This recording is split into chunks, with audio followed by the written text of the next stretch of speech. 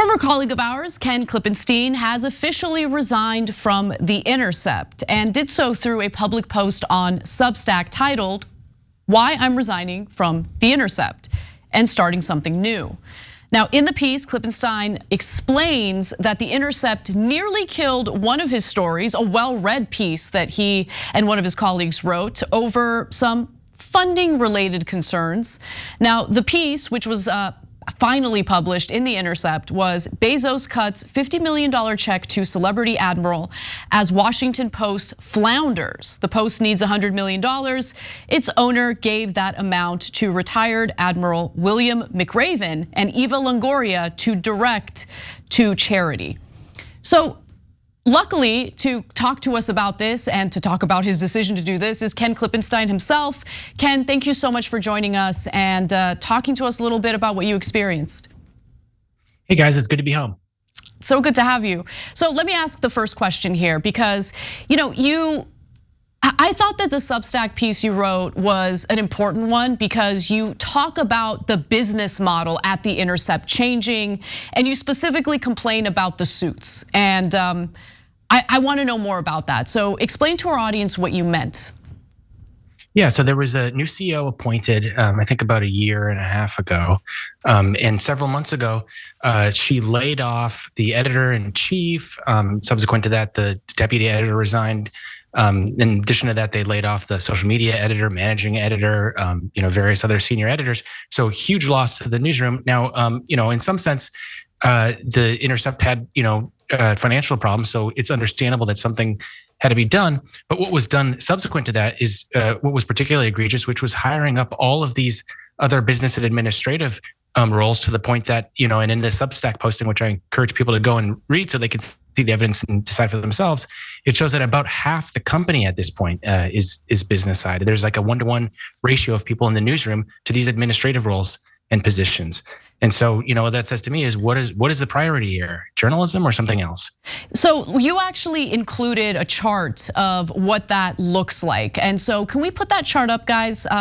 So this is the company's chart picture that kind of gives you a sense of this top-heavy situation. On the left-hand side of the screen is where you see, those in administrative business roles, and then on the right hand of the screen, you have people who are specifically working in the content side of things, what you're likely to read about when you log on to The Intercept and read their articles. And so, what I thought was really fascinating was the number of attorneys that were hired. Can you talk about that a little bit? Yeah, so they have not just a general counsel who, according to the most recent 990, because it's a nonprofit, you can look up some of the senior executive salaries, makes over $300,000 a year. In addition to that, there's another full-time attorney, and there's a third attorney, or it's called I think it's like a legal fellow. And so it's like, again, everywhere I've worked, when I worked with you guys, they had these guys on retainer. They didn't have a staff person, and here they have multiple staff people, and it just doesn't comport at all with the experience that I had at other similar-sized news organizations. Pausing here to deliver some honest truth, as we do in our news coverage as well. TYT is facing challenges, guys, as the entire industry is. You know who could make the difference? You. If you hit the join button below, it's going to make all the difference and keep us in business. We appreciate you. Thank you. So, Ken, as I was reading your piece, I have an interesting viewpoint on this because I'm not only on air, but as you know, I run TYT. So I looked at some of that, and I get what you're saying about, wait, the editors are fired, but then you've got a bunch of management people. But if The Intercept is having trouble raising enough money to be sustainable, which I think everybody acknowledges that it is, then it would make sense to hire more people on the business end to try to lift that number up. Because an executive editor, as incredibly important as they are, is not going to necessarily be able to figure out the business model for how to make a subscription business sustainable, et cetera. So is there a chance that you're being too tough on them in a really tough situation where they've got to bring in some experts to get those numbers up and stay in business? Yeah, so those layoffs actually happened a number of months ago, and I didn't say anything about it. There were a number of people that criticized it. I kept an open mind about it for exactly for the reason that you raise. And what I found over the weeks and months that followed was that this financial situation was not improving subsequent to those hires. And Fundraising was not significantly improving to the point that there are very likely going to be more layoffs because of that lack of improvement. So again, I said at the beginning of this interview that I get, I understand that something had to be done. So I'm not necessarily saying, it's out beyond the pale that they would restructure the organization, but to restructure it and then not have the financial situation improved, it's kind of the worst of both worlds because you've lost staff in the newsroom and it's not righting the ship economically. Right, especially if it's having an impact on your coverage or your reporting, which we're gonna get to in just a moment, I promise. But there's one other thing I wanted to say, and it's more a comment than a question. I'm sorry, I'm self-indulgent, but the sense that I got from reading your piece was that the Intercept had just grown accustomed to receiving money from a billionaire benefactor and didn't think to diversify their business model and find other streams of revenue so they wouldn't be so reliant on this one person. And then all of a sudden you have that benefactor reconsidering how much money he's going to provide for the Intercept. And then they scramble, they panic, they fire a bunch of people on the journalist side and hire a bunch of administrative people who, based on what you're saying, have not proven, successful in raising money for the company. Yeah, well, let me turn that into a question, Ken, if you don't mind. Because I was gonna ask about the same thing, Omidyar. So I'm actually confused on the facts here. So Omidyar financed the Intercept, and I don't know how much of this you know, but my understanding was initially $250 million. Okay, and bless his heart, by the way, fantastic, terrific that he put that money in. Now he's gonna stop financing it, but in one of the stories that you cited, they were concerned about Omidyar's point of view. Is he still financing it? Is he not financing it anymore? I literally don't understand. Oh, he definitely is. And although the general counsel should not have intervened in that fashion, he's not wrong to be concerned about that. But the problem is when you go into journalism, you can't be thinking about those sorts of things. That's something you hang at the door when you decide to be a reporter. And sometimes that means, as I'm sure you guys have experienced, sometimes that means you lose money. And that's just how it goes. And in this case, yes, there were similarities. He's not wrong about that, but that can't cut into the editorial and newsroom judgment that takes place. Yeah. So to Anna's earlier point too, look, I'm more sympathetic to their business struggles. And even though, let's be honest, I mean, for literally 10% of the money, we have found a way to make it, close to sustainable with our members. We need a little bit more, but we're almost there, right?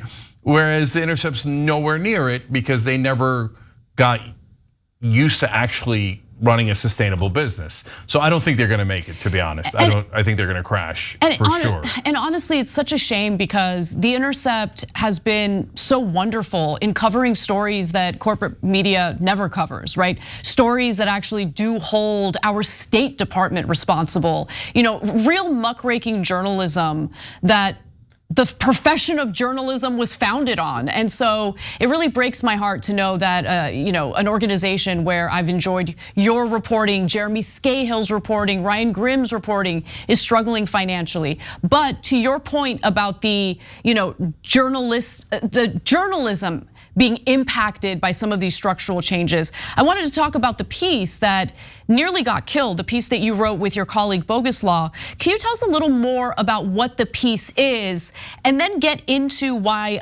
the general counsel, David Brallo, had a problem with it? Yeah, so the piece was pretty straightforward, and I thought classic Intercept fare because it concerned the former chief of the Joint Special Operations Command, Admiral William McRaven, about whom our founder, Jeremy Scahill, or the Intercept's founder, wrote an entire book and an Academy Award nominated documentary of the same name. So I thought, wow, this is right up our alley. And so the crux of the story is that Jeff Bezos, the billionaire founder of Amazon, gave a $100 million charity grant, money to be spent on charities of their choosing, split halfway between actress Eva Longoria and Admiral McRaven. And what struck me about that was the $100 million is exactly the sum of money that the Washington Post posted as a loss, I think the year prior to that, resulting in devastating cuts to their newsroom. And obviously Bezos is free to do whatever he wants with the money, but here's the problem. When he purchased the Post, he pledged that he's doing this not as a money-making venture like a lot of his other investments. And if he had said that, then he's making investments, and that's for better or worse, how the system works. But he said he's doing it because he cares about the media and he wants the media to thrive.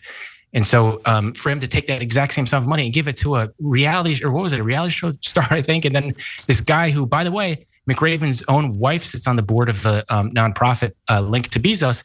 I mean, this just struck me as, ridiculous and contrary to the values that he purported to have when he purchased the Post.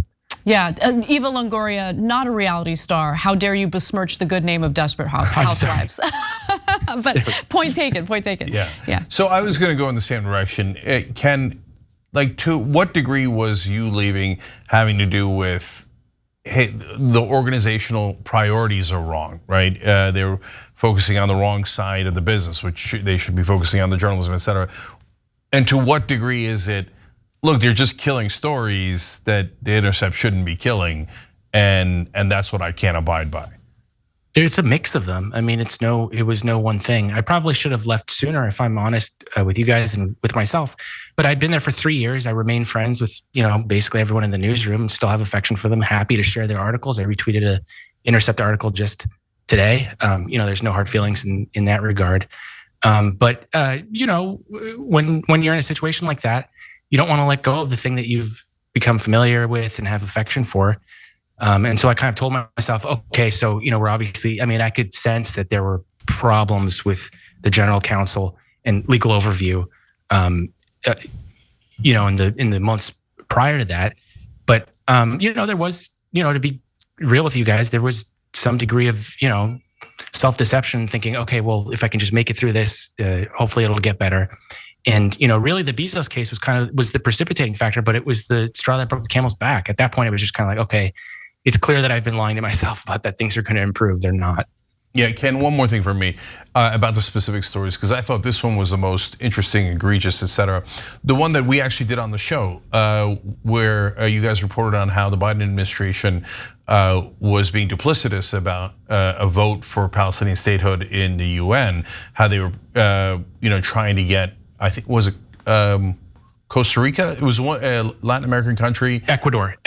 Yes, sorry, Ecuador. They were pressuring them to make sure that they blocked the Palestinians so that Biden could pretend to be pro-Palestinian while secretly ruining their diplomatic efforts. So the question, that was a great piece and really important, and that's why we covered it here.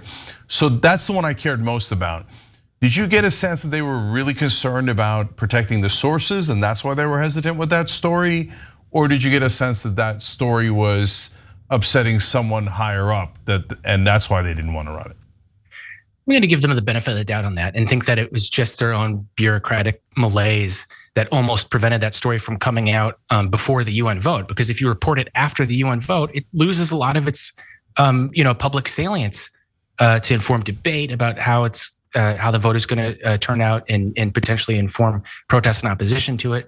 So just like you're saying, I realized the significance of it, and I thought, okay, this is bigger than me. I have to really white knuckle this and get it through. And so I made a big stink about it because, as you were saying, someone on the, I'm not sure if he's considered in the newsroom on the business side, a security official at the Intercept said, send me a list of, I'm not exaggerating, it must have been like 2 pages long of questions, which would be warranted in situations where the information is classified and that could lead to criminal indictments of the sort that has happened to other Intercept sources, I'm sad to say. But this particular document was unclassified, meaning it's perfectly legal to leak.